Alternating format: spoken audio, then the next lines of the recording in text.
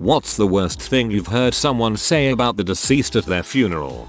There was no funeral for him. His sisters wanted one in the it's the right thing to do sort of way, but the rest of the family, his mother included, were in camp why bother. A lot was said, as this was the man who had abused my grandparents for drug money for years, stole from family members, including the birthday money of small children. I taught the younger cousins how to hide their holiday cash from him, faked cancer on multiple occasions to gain sympathy and more money, and broke down my grandma's front door when she didn't want to deal with him while my grandpa was dying in their house. There were two that stand out. Oh, he actually did die of cancer? About time. And the real ice cold one. From his mother. It's for the best. Roasted.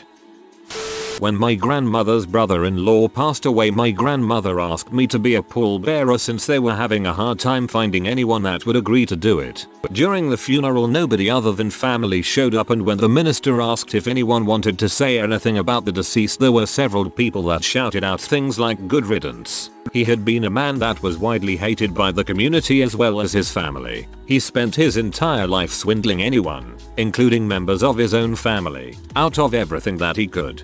I just showed up to make sure he was actually dead. Sorry, could help it. I'll see myself out.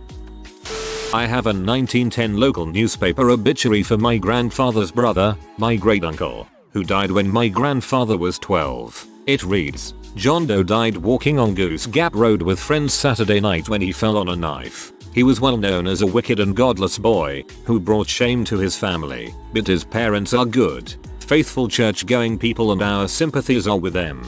Fell on a knife. Everyone stood up and spoke about how much they missed him and what a great man, friend, and leader he had been. His daughter stood up to speak last and said, I don't know who you people are talking about because my father was nothing like that to me my whole life. Someday I hope to show up to my father's funeral and say the same thing. Everyone thinks he's this great man, but in reality he abandoned his 2 kids and beat his wife, now ex-wife, my mom, on a regular basis and gave her an STI from all the H he picked up. My sister said, about her own 17-year-old son who committed suicide, I was going to throw him out when he turned 18. Anyway, I have actually never seen her happier. She was the center of attention, everyone consoling her, people sending her flowers. It was so disturbing that words fail me.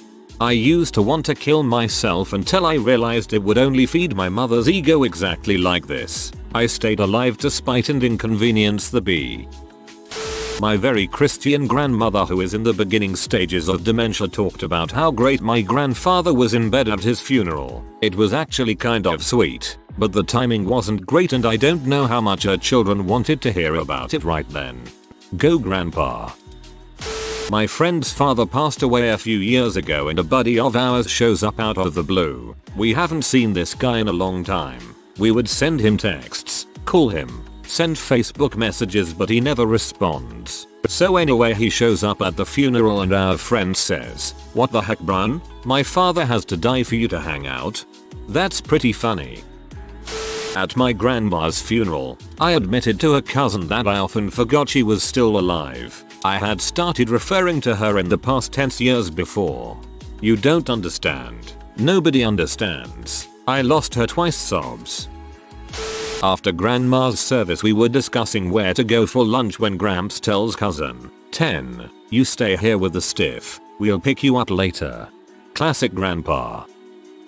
My biological father's longtime mistress spent her time during the eulogy talking about all the profound emotions she felt when they were making love, and how she knew from that he was the one. Her children, from a man she divorced to be with my father, were sitting right in front of her, while on his deathbed, he woke up one of his last times and used his time to scold her bitterly for reading a magazine while he lay dying. She considered it a light-hearted and endearing moment. While recounting his legacy, she got almost every single detail of his professional life wrong, and pointed me out as hopefully walking in my father's steps, knowing I hated him. The only other person to talk was the priest. My father was narcissistic, a psychopath, and a bad person in ways that aren't mentioned in pleasant conversation.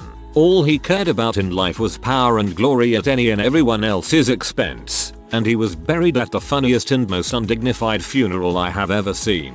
It was almost therapeutic. 10/10. Complaining about the length of the service, he said, "Frick me, 2 hours to bury a set of teeth because that's all that was left after the fire. OMG, so dark, but for some reason I laughed." Backstory: there is a dentist in the ground level of the building where I work that a lot of us go to. Well, 2 years ago, she killed herself. News started traveling around and the only thing the woman behind me said was bless her heart. She was so convenient. Dentists have the highest suicide rate of any profession. Not sure why. During his sermon at the funeral, the preacher said that he thought it odd that the deceased insisted on having a church funeral, given that records and personal testimony indicated that he had never stepped foot in church during his lifetime. That's kind of a dong move though.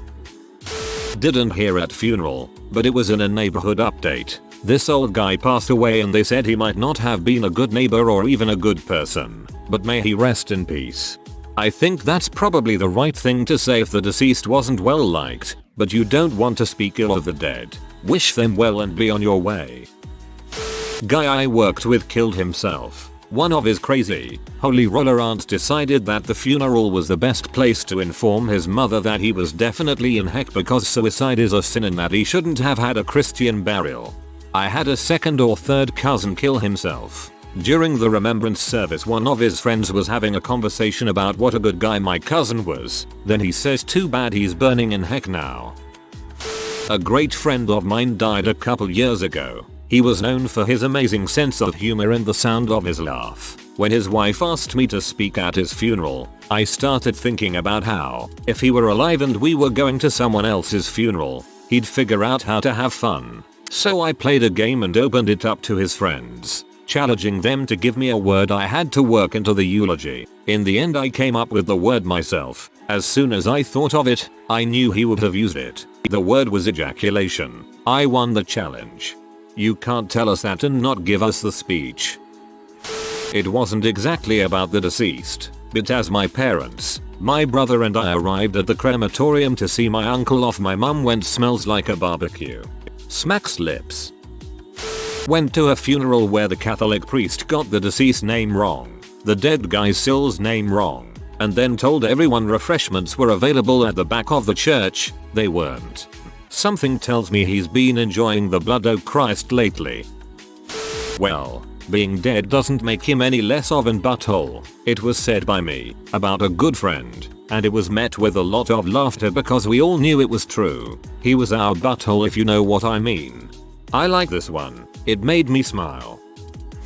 When my grandfather died, there was no funeral because literally no one had anything nice to say or remember about him. He sexually abused me and his daughter. He beat his wife and sons. He was unemployed for months at a time and didn't do anything to support his family. And he was a racist swine. After his wife, my grandma, got his ashes back, we all went back to her house and talked about stuff and had a good time. It was honestly the happiest I've seen that side of my family act in a long time.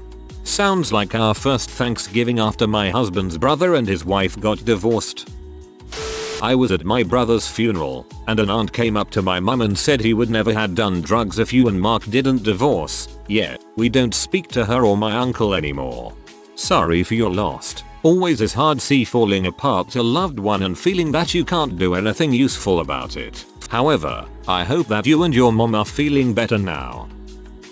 I find it funny how I get to reference this story twice in a week. My relative went to a funeral and was told that for the last 20 years her husband cheated on her with the woman in the casket. When my dad's stepmom died about 12 years ago, some of my uncles got drunk and danced on a table singing "Ding Dong the Witch is Dead." That's awesome, not gonna lie. When my husband died suddenly at 58 from a brain aneurysm, the worst thing everyone said was at least he was not in pain. I was with him for his last hours and I know he was hurting, but I told no one.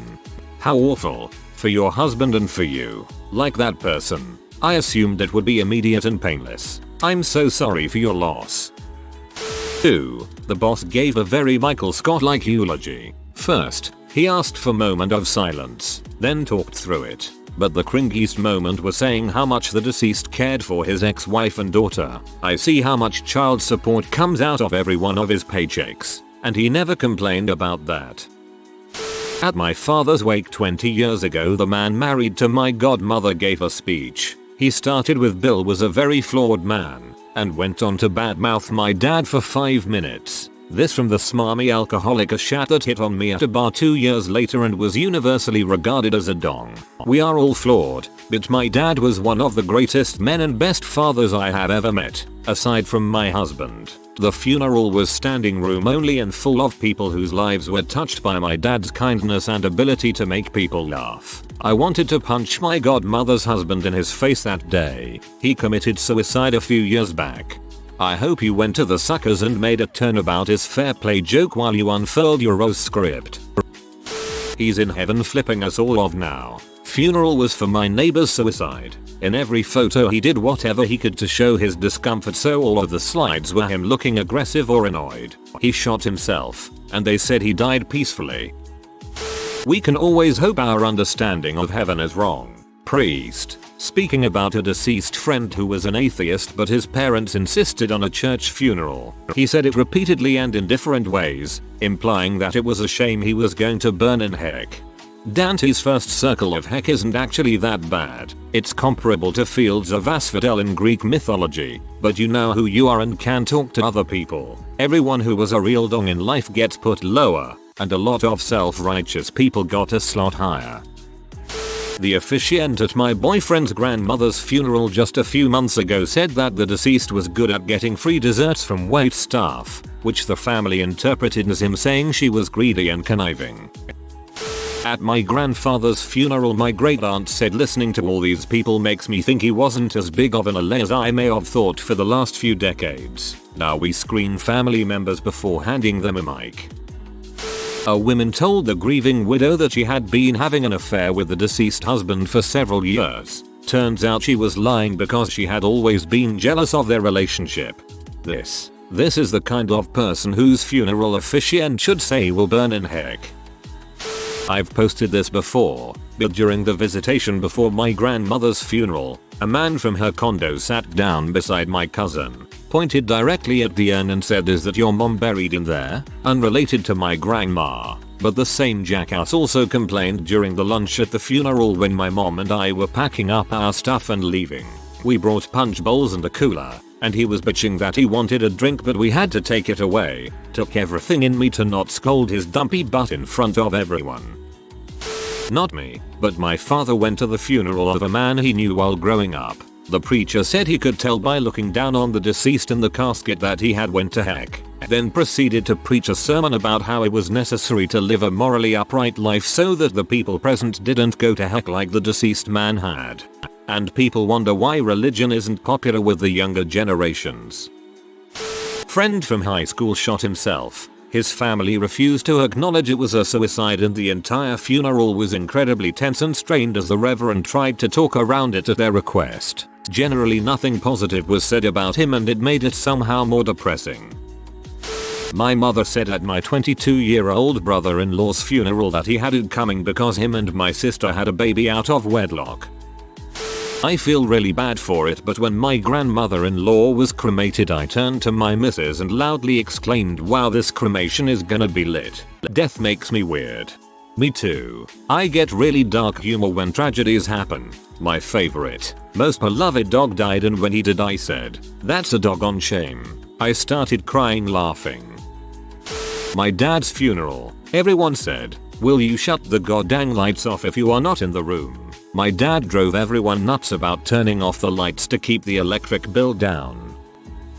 This happened at my elderly grandmother's funeral. I guess to deal with the grief, my grandfather told everyone he approached the very graphic details of her death. We don't know what exactly caused her death, but we suspect some sort of intestinal blockage, including describing what her vomit looked like. I stayed near him so I could always hand him tissues. But let me just say, hearing every detail about my grandmother's death multiple times at her funeral was not fun.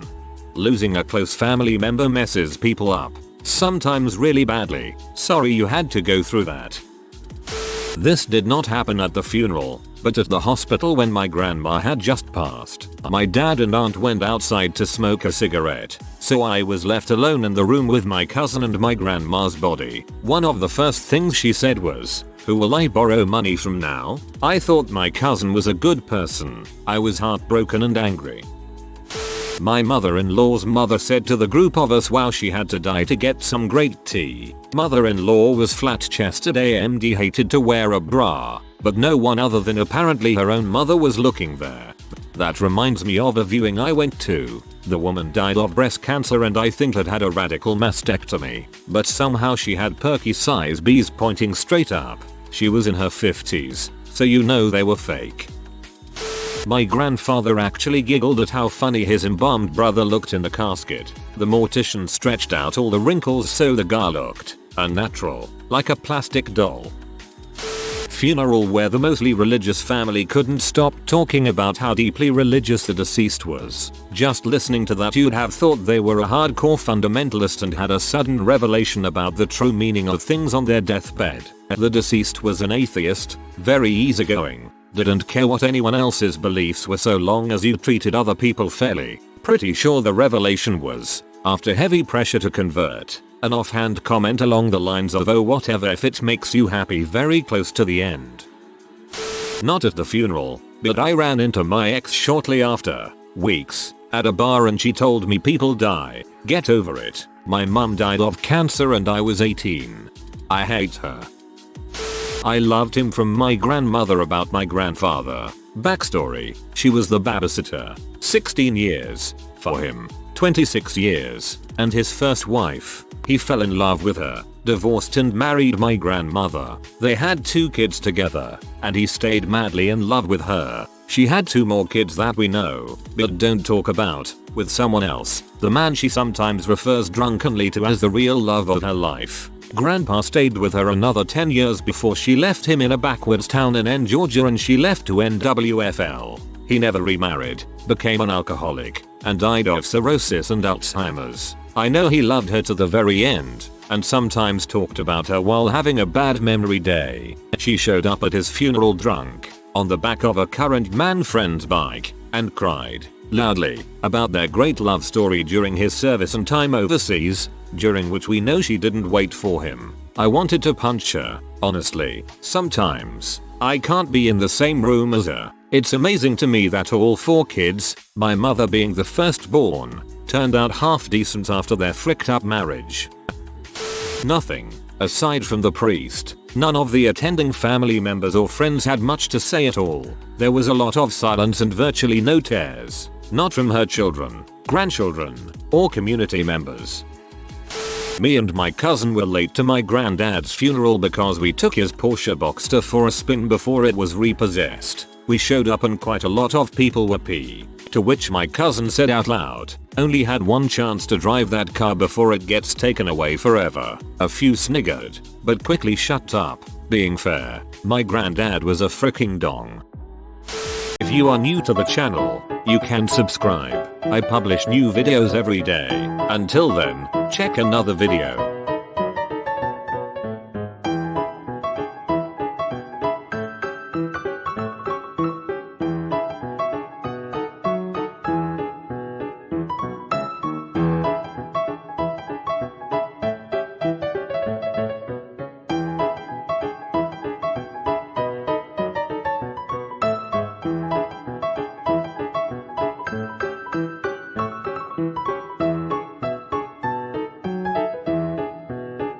Bye for now.